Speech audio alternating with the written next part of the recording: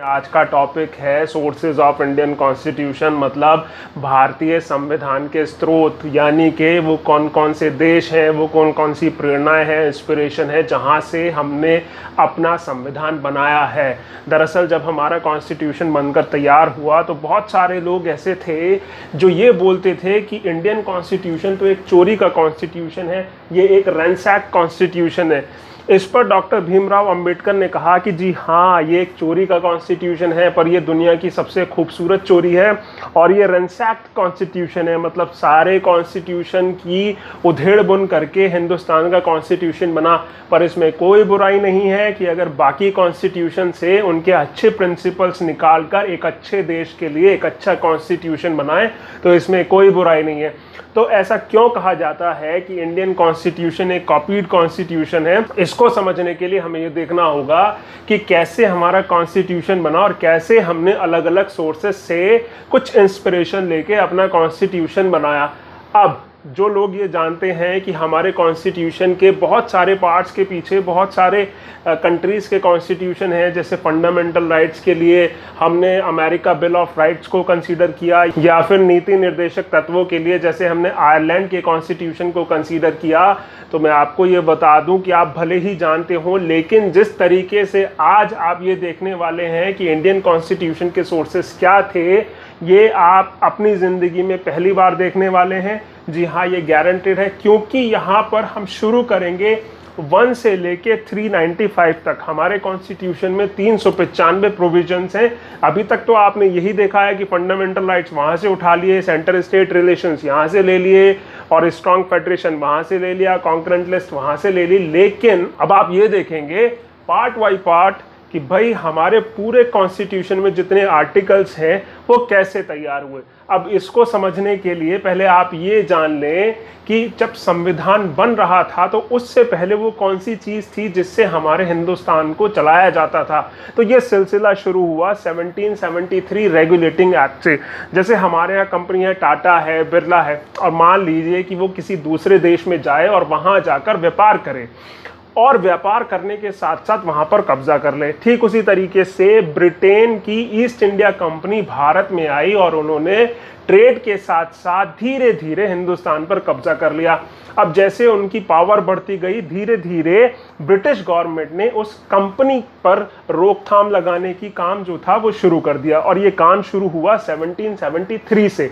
इन्होंने बनाया regulating act, और जैसे रेगुलेटिंग का मतलब होता है रेगुलेट करना, तो जो ब्रिटेन की सरकार थी उसने ईस्ट इंडिया कंपनी के कामों को रेगुलेट करना शुरू कर दिया। इसके बाद इन्होंने 1813 का एक्ट बनाया। इस बीच में भी एक्ट बनते रहे जिसमें इन्होंने हिंदुस्तान के साथ जो वो ट्रेड कर रही थी ईस्ट इंडिया कंपनी, उसको ख़त्म कर दिया।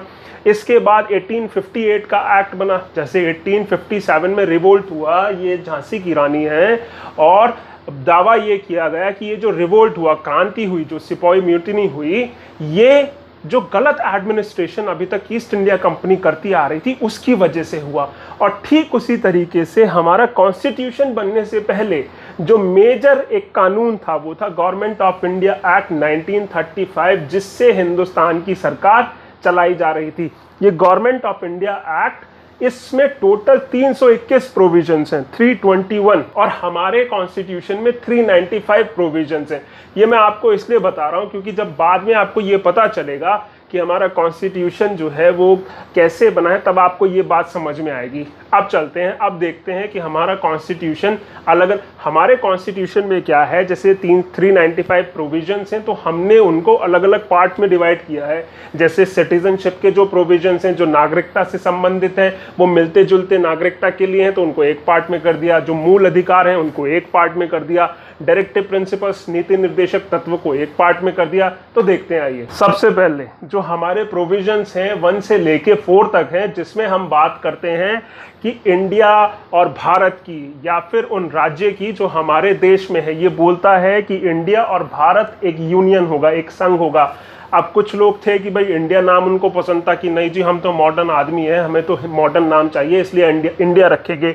कुछ लोग थे जिनका कहना था कि नहीं जी, भारतवर्ष पुराना नाम है, हम तो इसको अपनाएंगे, तो हमने दोनों ही नाम अपना लिए। अब ये जैसे कि आप देख रहे हैं इंग्लैंड का झंडा आपको दिखाई दे रहा है, तो इसकी इंस्पिरेशन भी गवर्नमेंट ऑफ इंडिया एक्ट ही है। जहां जहां भी हम इंग्लैंड का नाम लेंगे इसका मतलब ये होगा कि हम गवर्नमेंट ऑफ इंडिया एक्ट 1935 की बात कर रहे हैं। अब इसकी इंस्पिरेशन क्या थी कि जो एक्ट था वहां पर ये बात शुरू होती थी 5वें नंबर से। दरअसल उसमें शुरू के 4 जो प्रोविजंस थे उसमें उन्होंने राजा, रानी, commander in chief, governor general के बारे में बताया हुआ था। अब हमारे यहाँ ना तो राजा है, ना रानी है, ना कमांडर इन चीफ है, तो इसीलिए हमारे जो प्रोविजंस हैं वो 1 नंबर से शुरू होते हैं, वहां पर ये शुरू होते थे 5 से। इसके बाद अगला जो प्रोविजंस है ये 5 से जाते हैं 11 तक, जो कि नागरिकता की बात करते हैं। ये बोलते हैं कि कौन कौन व्यक्ति जो है भारत का नागरिक होगा, जो पैदा हुआ है, 5 साल से रह रहा है, या जो पाकिस्तान में भी चला गया है उसके बाद वापस आ गया है, या जो पाकिस्तान से आया है, या कहीं विदेश में जो रह रहा है, ये सब लोग कैसे हिंदुस्तान के नागरिक बन सकते हैं, ये वाले पार्ट जो है इसके बारे में बोलते हैं। और जैसा कि आप देख रहे हैं कि इंग्लैंड का झंडा है, तो इसका भी इंस्पिरेशन जो है हमने इंग्लैंड से ही लिया है। इंग्लैंड में भी एक नागरिकता की बात होती है, सिंगल सिटीजनशिप की। हमारे यहाँ भी सिंगल सिटीजनशिप की बात होती है। आप चेन्नई से हैं तो इसका मतलब ये नहीं है कि आप चेन्नई के भी सिटीजन हैं और हिंदुस्तान के भी, जैसा हम अमेरिका में देखते हैं कि आप एक स्टेट के भी सिटीजन हो जाते हैं और साथ ही साथ आप अमेरिका के भी सिटीजन हो जाते हैं। तो इसके पीछे फिर से सोर्स था इंग्लैंड। अब चलते हैं आगे, फंडामेंटल राइट्स, जो कि पार्ट 3 है हमारे कॉन्स्टिट्यूशन का, जो शुरू होता है 12 से और जाता है 35 तक। ये नंबर आपको याद रखने की जरूरत बिल्कुल नहीं है, ये पर्पस मेरा सिर्फ इतना है कि आप ये देखें कि कितने प्रोविजंस हैं, क्या नंबर है, क्या क्वांटिटी है प्रोविजंस की। तो 12 से लेके 35 तक मूल अधिकार की बात करता है, जिसमें आपको ऐसे अधिकार दिए जाते हैं कि आपको बोलने की आज़ादी है, आपको राइट टू रिलीजन है, आप कोई भी धर्म अपना सकते हैं, राइट टू इक्वालिटी है, आपको अभिव्यक्ति की आज़ादी है। और जैसा आप ये देख रहे हैं ये है कैपिटल हिल। जी हाँ, ये फरवरी में जब आपने देखा कि डोनाल्ड ट्रंप इलेक्शन हार गए तो उन्होंने गदर मचा दिया, और गदर मचाने के बाद यही वो कैपिटल हिल था जहां पर दंगे हुए थे, और यही वो कैपिटल हिल है जहां पर यूएस गवर्नमेंट बैठती है। तो इससे आप ये पता लगा सकते हैं कि जो फंडामेंटल राइट्स है उनका इंस्पिरेशन ये हमारा अमेरिका रहा। इसके बाद आता है हमारा डायरेक्टिव प्रिंसिपल्स, नीति निर्देशक तत्व। इसमें कुछ ऐसी बात की गई है, ये थोड़े से जैसे हम ख्याली पुलाव बना लेते हैं वैसी ही बात है। ये आपको डायरेक्टिव्स दिए गए हैं, निर्देश दिए गए हैं। आपको ज़रूरी नहीं है कि आप माने, जैसे हम अपने घर में बच्चों को निर्देश देते हैं कि भाई तुम्हें ऐसा काम करना है, वैसा काम करना है, आगे जीवन में ऐसे करना वैसे करना, लेकिन वो उनकी मर्जी होती है कि वो उसको इम्प्लीमेंट करें या ना करें। वो बोल देते हैं ये तो मेरी लाइफ है, मैं करूं या ना करूं। ठीक उसी तरीके से कॉन्स्टिट्यूशन में ऐसे डायरेक्टिव प्रिंसिपल्स लिखे हुए हैं, कैसे कि भाई हर आदमी की इनकम इक्वल होनी चाहिए। मतलब मेरी इनकम और दुनिया के सबसे बड़े आदमी की जो हमारे हिंदुस्तान में है उनकी इनकम सेम होनी चाहिए। स्टेट ऐसी कोशिश करेगा।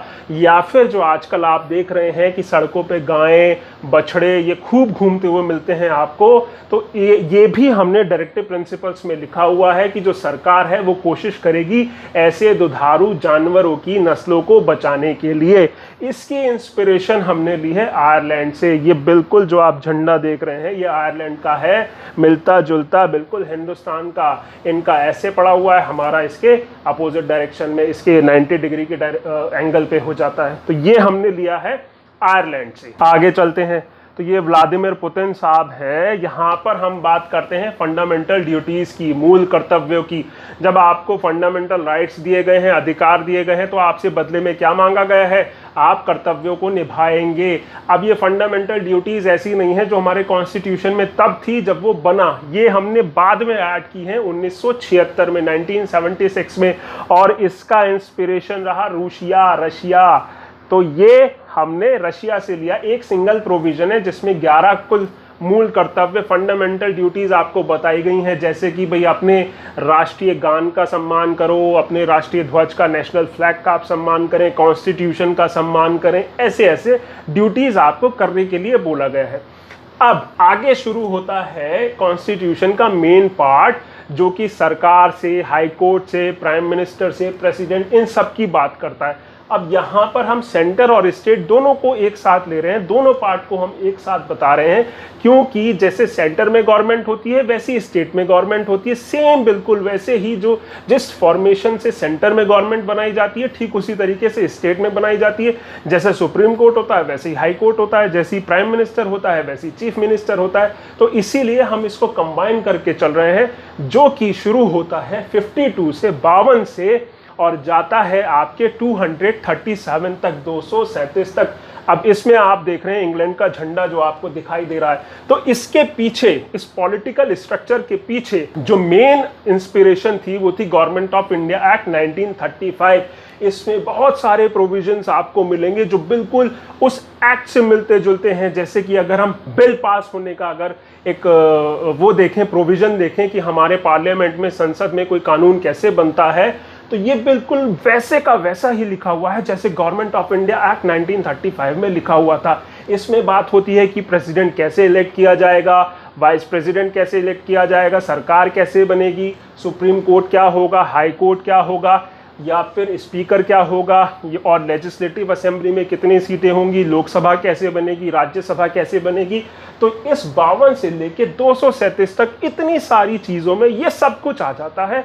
और इसका मेजर पार्ट जो है वो तो हमने इंग्लैंड से लिया है, लेकिन इसके साथ साथ इस बीच में बहुत सारे ऐसे कॉन्स्टिट्यूशन हैं जो और भी रोल प्ले करते हैं। जैसे कि हमने सेंटर और स्टेट का एक रिलेशन, जो फेडरेशन है, जैसे अमेरिका में देखेंगे हम, तो अमेरिका में क्या है कि जो स्टेट है, कोई स्टेट जैसे अलाबामा कोई स्टेट है, तो वो उसके पास वो पावर है कि वो यूनाइटेड स्टेट ऑफ अमेरिका से अलग हो सकता है।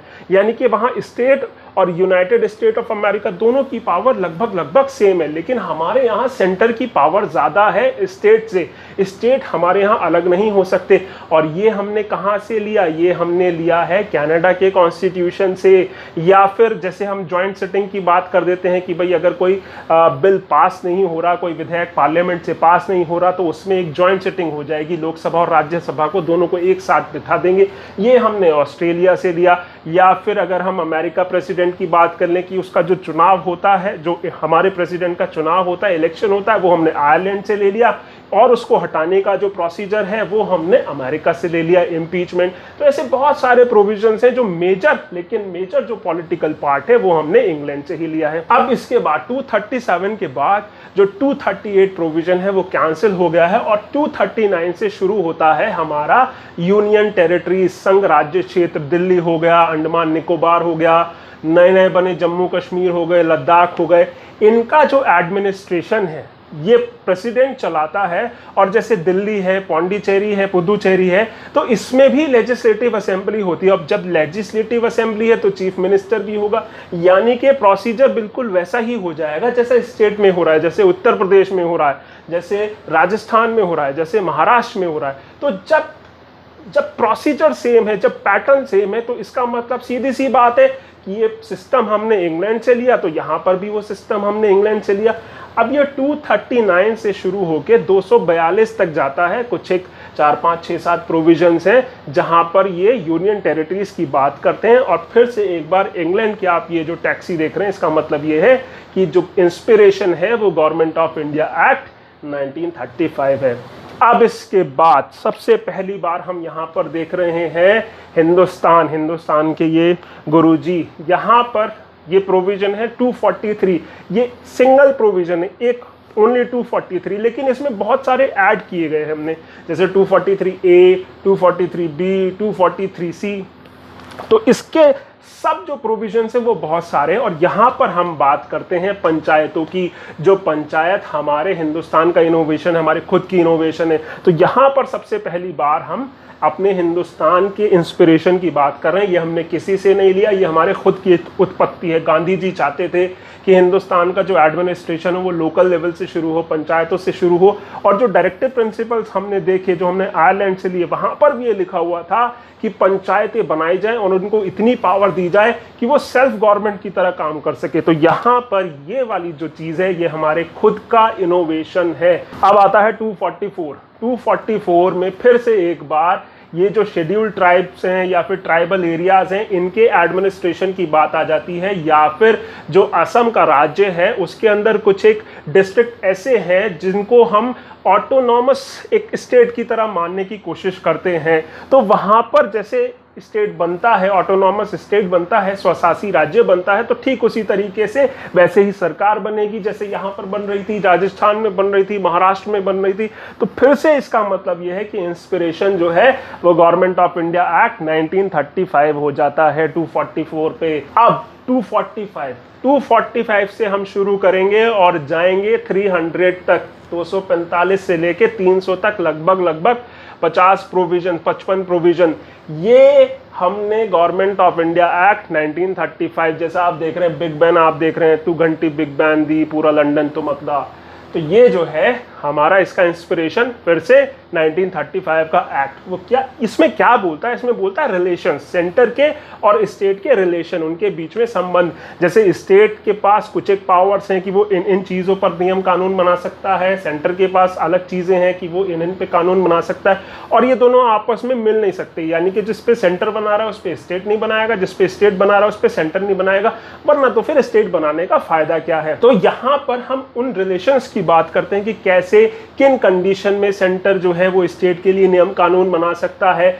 लेजिस्लेटिव रिलेशंस, विधायी संबंध भी हैं, एडमिनिस्ट्रेटिव रिलेशन, प्रशासनिक संबंध भी हैं। जैसे कि सेंटर के पास पावर है कि वो स्टेट को ये एक ऑर्डर दे सके, डायरेक्शंस दे सके कि भाई रेलवेज का मेंटेनेंस कैसे करना है, क्योंकि रेलवेज जो है वो बहुत सारी चीज़ों के लिए इंपॉर्टेंट है। जैसे कि हमें अगर सेना का, हमारी आर्मी का इधर से उधर करना हो तो वहाँ पर हम स्टेट के भरोसे नहीं रह सकते। अगर ख़राब हो गई, कहीं दिक्कत आ गई तो सेंट्रल लेवल पर उसको प्रॉब्लम आ जाएगी।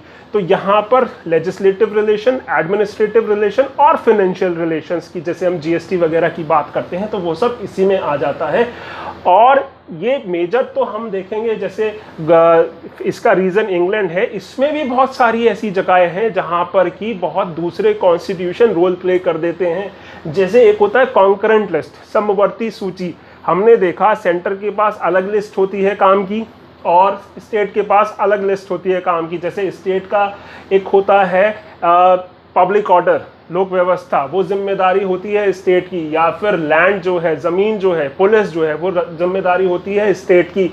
पुलिस पर सेंटर कानून नहीं बना सकता, स्टेट बना सकता है सिर्फ। लेकिन कुछ एक चीज़ें ऐसी होती हैं जिस पर दोनों बना सकते हैं, सेंटर भी बना सकता है, स्टेट भी बना सकता है। तो वो हमने डाला समवर्ती सूची में, कॉन्करेंट लिस्ट में। सेंट्रल लिस्ट हो गई, स्टेट लिस्ट हो गई, कॉन्करेंट लिस्ट हो गई। ये कॉन्करेंट लिस्ट जो है ये हमने लिया है ऑस्ट्रेलियन कॉन्स्टिट्यूशन से। इस बीच में 245 से 300 इनके बीच में और भी कॉन्स्टिट्यूशंस आ जाते हैं। या फिर रेजिडुअरी पावर, जैसे शादी ब्याहों में क्या होता है कि जिम्मेदारी अलग अलग बांट दी जाती है कि भाई फूल की जिम्मेदारी ए की हो गई, दूध की जिम्मेदारी बी की हो गई, आइसक्रीम की जिम्मेदारी सी की हो गई।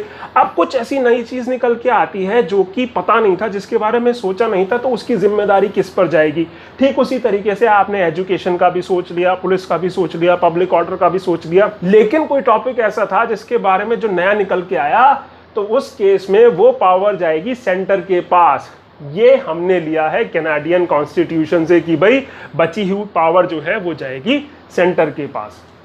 अब इसके बाद एक प्रोविजन आता है 300A, जो हमारे पास संपत्ति का अधिकार आर्टिकल 31 में पहले हुआ करता था, उसको हटाकर बाद में 300A में डाल दी गया और ये बाद में किया गया है। तो इससे आगे चलते हैं 300 के बाद 301 से 307 तक। अब जैसे आप ये देख रहे हैं, ऑस्ट्रेलिया का ओपेरा हाउस है, परफॉर्मिंग आर्ट्स के लिए एक बहुत बड़ी जगह माना जाता है, सिडनी में ये मौजूद है। तो 301 से जो 307 के प्रोविजंस हैं, वहाँ पर हम बात करते हैं व्यापार की, कॉमर्स की, ट्रेड की।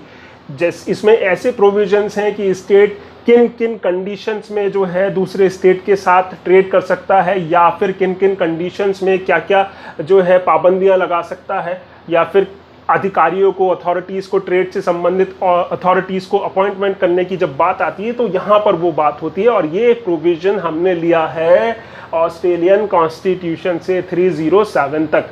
अब 307 के बाद शुरू होता है 308 और ये जाएगा 323 तक, 323 तक। इसमें क्या आएगा? इसमें आएगा पब्लिक सर्विसेज। और जो लोग यूपीएससी की तैयारी कर रहे हैं उनको तो बिल्कुल पता होगा, आर्टिकल 315, 315 नहीं पता है तो देख लीजिए। यहाँ पर हम बात करते हैं पब्लिक सर्विसेज की, यूनियन पब्लिक सर्विस कमीशन की, स्टेट पब्लिक सर्विस कमीशन की, जॉइंट पब्लिक सर्विस कमीशन की। और ये जैसे आप देख रहे हैं अधिकारी हैं, इंग्लिश अधिकारी हैं, तो फिर से इसका जो बेस हो जाता है वो गवर्नमेंट ऑफ इंडिया एक्ट 1935 हो जाता है। इसके बाद दो प्रोविजंस और आ जाते हैं, 323A, 323B, 323A and B। वो बोलते हैं ट्राइब्यूनल्स की बात, अधिकरण की, जैसे कोर्ट होता है वैसे एक छोटे लेवल पर हम ट्राइब्यूनल बना देते हैं, तो वो बाद में ऐड किए गए, उनको हम अभी इसके बारे में बात नहीं करेंगे। अब 324 से 329 तक, 329 तक हम बात करते हैं इलेक्शन की। और यहाँ पर हमने फिर एक बार देख रहे हैं कि इंग्लैंड का झंडा लगा हुआ है, इसका मतलब जो इंस्पिरेशन रहा होगा वो 1935 का एक्ट रहा होगा। कैसे? वहां पर उन्होंने ये चीज लिखी हुई है 6 शेड्यूल में, अलग से एक शेड्यूल बना रखी है और वहां पर ये चीज लिखी हुई, शेड्यूल मतलब एक अलग से लिस्ट, सब कुछ बनाने के बाद में एक लिस्ट और जोड़ दी। और वहां पर जैसे कुछ चेंजेस हैं कि एज जो थी वो 21 हुआ करती थी, यहां पर हमने 18 कर दी। तो वहां पर वो शेड्यूल में मेंशन था, यहां पर हमने अलग से आर्टिकल्स बना के मेंशन कर दिया। तो ठीक उसी तरीके से ये चीज, हमारे जो इंस्पिरेशन है इसके पीछे फिर से गवर्नमेंट ऑफ इंडिया एक्ट 1935 हो जाता है, जहां पर हम ये बात करते हैं कि भाई रिलीजन के बेसिस पर किसी पर्सन को जो है इलेक्टोरल रोल में नहीं ऐड किया जाएगा, या फिर धर्म के बेसिस पर ही कोई व्यक्ति जो है उसको सिर्फ वोट देने का अधिकार इसलिए नहीं होगा कि वो किसी स्पेसिफिक धर्म से आता है। तो ये सारी चीजें हम यहाँ पर बात करते हैं। अब 329 के बाद आता है 330, 330 से ये शुरू होता है और 342 तक, 342 तक जाता है। और यहां पर हम बात करते हैं रिजर्वेशन जैसे प्रोविजंस की। रिजर्वेशन किन लोगों को? शेड्यूल्ड कास्ट को, शेड्यूल्ड ट्राइब्स को, एंग्लो इंडियंस को, अंगल भारतीय वो लोग जिनके पापा जो होते हैं वो यूरोप से बिलोंग करते हैं, तो हम यहाँ पर उन लोगों को रिजर्वेशन दे रहे होते हैं। जैसे एंग्लो इंडियन के लिए कि भाई लोकसभा में इनकी 2 सीटें रिजर्व होंगी। और ये फिर से जैसे हम देख रहे हैं कि बिग बैन की हमें घड़ी दिखाई दे रही है, इसका सोर्स भी गवर्नमेंट ऑफ इंडिया एक्ट 1935 रहा। बस वहां पर ये था कि जो ये रिजर्वेशन था वो थोड़ा अलग था कि भाई रिलीजन पे बेस था, सिखिज्म के लिए अलग हो गया, मुस्लिम्स के लिए अलग हो गया, हिंदूज के लिए अलग हो गया। यहाँ पर हमने रिलीजन को बेस ना बनाकर वीकर सेक्शंस को बेस बनाया कि भाई जो लोग पिछड़ी जाति के हैं या समाज के जो कमजोर वर्ग है, जो कि वीकर सेक्शंस हैं, उनको रिजर्वेशन देते हैं। और ये जो जाता है 342 तक, 342 तक। इसके बाद आता है हमारा प्रोविजंस लैंग्वेजेस का, 343 से ये शुरू होता है। ये यहाँ पर क्या बोलता है कि भाई हमारे लेजिस्लेटिव असेंबली में, लोकसभा में क्या भाषा यूज़ की जा सकेगी, या फिर हमारे हाई कोर्ट में, सुप्रीम कोर्ट में क्या भाषा यूज़ की जाएगी, ये इन सब के बारे में ये यहाँ पर बात करता है। अब वहां पर ये चीज बीच बीच में मेंशन थी, जब वहां पर लेजिस्लेचर की बात होती थी 1935 के एक्ट में, तो वहां पर लिख दिया गया कि भाई यूज होने वाली जो लैंग्वेज होगी वो इंग्लिश होगी। जब कोर्ट की बात हुई तब वहां पर लिख दिया। यहां पर हमने क्या करा, स्पेसिफिकली 3, 4, 5, 6 प्रोविजंस बना दिए अलग से ही, और इस लैंग्वेज को हमने यहां पर मेंशन कर दिया। इसके बाद कॉन्स्टिट्यूशन के फिर से कुछ इंपॉर्टेंट प्रोविजंस आते हैं। ये जाता है 351 तक, 351 तक। इसके बाद 352 से शुरू होता है और 360 तक जाता है, 360 तक। इसमें हम बात करते हैं इमरजेंसी की। जी हाँ, आपातकाल की, जो आपको हिंदुस्तान चाइना वॉर देखने को मिली, हिंदुस्तान पाकिस्तान वॉर में, और इंदिरा गांधी जी 1975 की इमरजेंसी तो बहुत फेमस है। यहाँ पर आप देख रहे हैं ये सारी जर्मन कार्स हैं, Audi, Volkswagen, Mercedes, BMW, Porsche, ये सब जर्मन कार्स है। तो हम ये बोलते हैं कि जो इमरजेंसी के प्रोविजंस हैं उनके पीछे जो सोर्स रहा वो जर्मनी का रहा। लेकिन ये जर्मनी तो रहा, लेकिन किसके पीछे? कि जब हम बात करते हैं सस्पेंशन हो जाएगा फंडामेंटल राइट्स का, यानी कि जब आपातकाल लगा होगा तो आपसे आपके मूल अधिकार छीन लिए जाएंगे। आप कोर्ट नहीं जा पाएंगे कि भाई मेरा ये वाला अधिकार छीन लिया तो मैं कोर्ट भाग जाता हूँ। आपातकाल में ये मूल अधिकार आपसे छीन लिए जाएंगे। ये हमने लिया जर्मनी से। तो इससे अलग जैसे एक प्रोविजन है 356, एक आर्टिकल है 356 जो बात करता है प्रेसिडेंट रूल की, कि गवर्नर साहब जो है दौड़े दौड़े प्रेसिडेंट साहब के पास जाएंगे और कहेंगे कि प्रेसिडेंट साहब मेरा राज्य जो है वो संविधान के हिसाब से नहीं चल पा रहा है, कॉन्स्टिट्यूशन के हिसाब से नहीं चल पा रहा है, इसलिए प्रेसिडेंट रूल लगा दो। तो यहाँ पर प्रेसिडेंट रूल की बात होती है 356 में, और ये प्रोविजन जो है गवर्नमेंट ऑफ इंडिया एक्ट में भी था। वैसे का वैसा ही गवर्नर जाएगा और बोलेगा अपने सीनियर को कि भैया ऐसे ऐसे नहीं हो पा रहा है। तो ये 360 तक जाता है। इसमें फाइनेंशियल इमरजेंसी आ जाती है, प्रेसिडेंट रूल आ जाता है और नेशनल इमरजेंसी आ जाती है। मेजर जो इसका सोर्स है कि भाई फंडामेंटल राइट सस्पेंड हो जाएंगे, वो हमने जर्मनी से लिया। आगे चलते हैं। अब ये 361 से शुरू होता है और 367 तक जाता है। इसमें क्या बोलता है, इसमें है ये मिसलेनियस प्रोविजंस, जिसमें ये उन लोगों को बचाता है जो हमारे देश के बहुत इंपॉर्टेंट लोग हैं, जैसे प्रेसिडेंट हो गए, गवर्नर हो गए। तो ये प्रोविजंस जैसे आप फिर से देख रहे हैं, ये क्वींस के गार्ड हैं, जो रानी है ब्रिटेन की, उनके गार्ड हैं। तो यहाँ पर हम क्या देखते हैं, हमारे राष्ट्रपति के लिए लिखा हुआ है कि उन पर कोई क्रिमिनल केस नहीं चल सकता।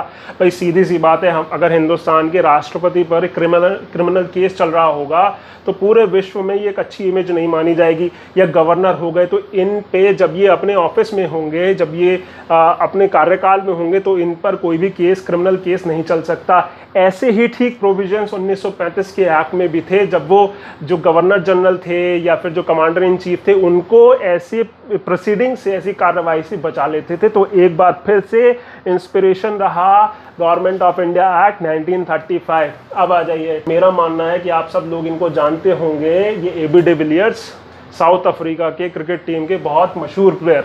ये एक प्रोविजन है हमारे कॉन्स्टिट्यूशन में 368 जहां पर ये बात करता है कि हमारे कॉन्स्टिट्यूशन का अमेंडमेंट कैसे होगा, उसमें बदलाव कैसे होगा।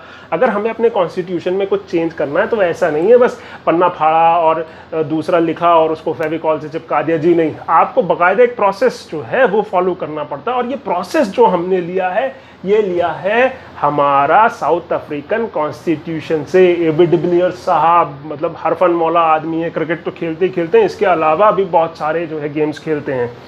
अब यहाँ पर आ जाते हैं 368 के बाद हमारा 369, और ये जाता है 392, 369 से लेके 392 तक। और इसमें ये बात करता है टेम्पोरेरी प्रोविजंस, ट्रांजिशनल प्रोविजंस। जैसे आपने 370 सुना होगा जम्मू कश्मीर से रिलेटेड, वो यहाँ पर है। टेम्पोरेरी प्रोविजंस था, खत्म कर दिया गया।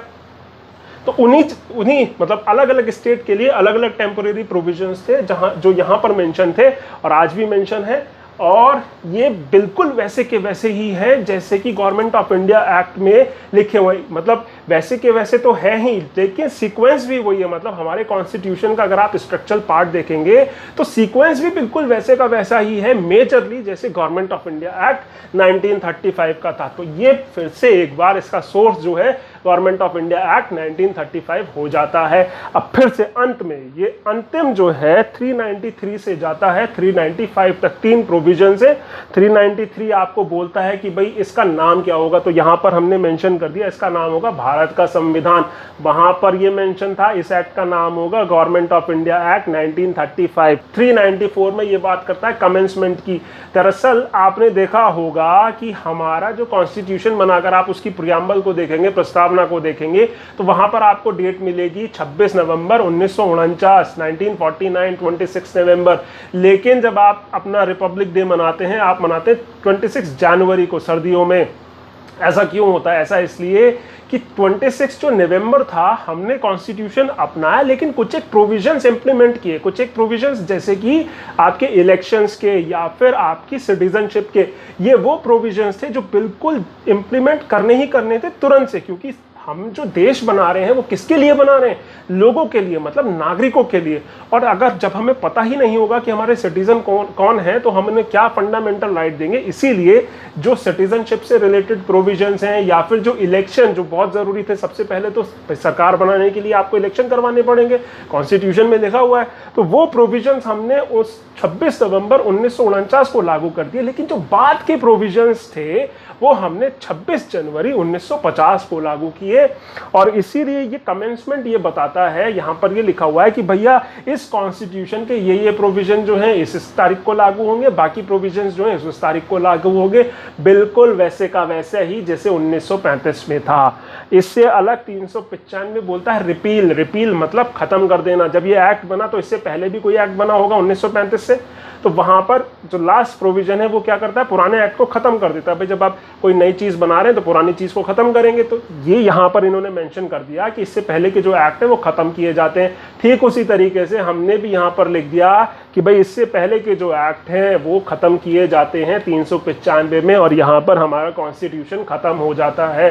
तो आप ये देखिए कुल मिला के इतने सारे पार्ट्स, 22 पार्ट, और लगभग सारे प्रोविजंस के पीछे, मेजॉरिटी ऑफ प्रोविजंस के पीछे हिंदुस्तान का खुद का इनोवेशन ना होके कोई दूसरी कंट्री का इंस्पिरेशन रहा।